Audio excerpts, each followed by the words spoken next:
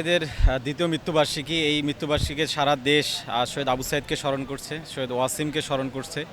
সুতরাং জুলাইয়ের এই শহীদদের শুধু স্মরণ করেই নয়, বরং তাদের আশা আকাঙ্ক্ষার প্রতিফলন করেই আগামীর জুলাইয়ের বাংলাদেশ গঠিত হবে, সেই প্রত্যাশা আমরা রাখি। আমরা খুব করে চাই যে এই গণতান্ত্রিক সরকারের সময়ই এই জুলাইয়ের হত্যাকাণ্ডের যে বিচার, সেই বিচার যথাযথভাবে নিশ্চিত হোক।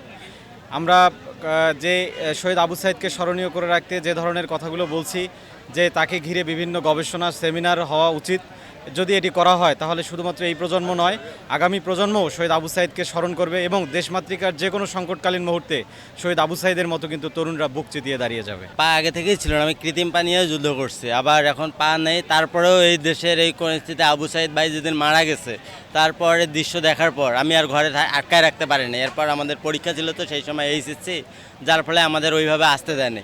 এখন তারপরে যখন আবু সাইদ ভাইকে আমরা চোখের সামনে আমাদের এলাকায় গুলি করে মারা দেখলাম, তখন আর আমাদের কেউ আটকায় রাখতে পারেনি। তারপর থেকে আমরা সব প্রোগ্রাম, যে অ্যাক্টিভিটিস, সব জায়গায় আমরা আছি। আমি জুলাই আগস্টে আহত যোদ্ধা। আমার পায়ে বুলেট লাগে, বুলেট লেগে পাটা নষ্ট হয়ে যায়।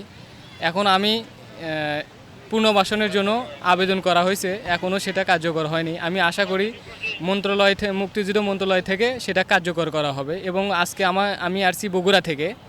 আমাদের আগামী দিনের দাবি দেশটা যাতে ভালো থাকে, এবং আমরা যারা আহত হয়েছি, যারা পঙ্গুত্ব বরণ করেছে, শহীদ হয়েছে, তারা যাতে সবাই ভালো থাকে।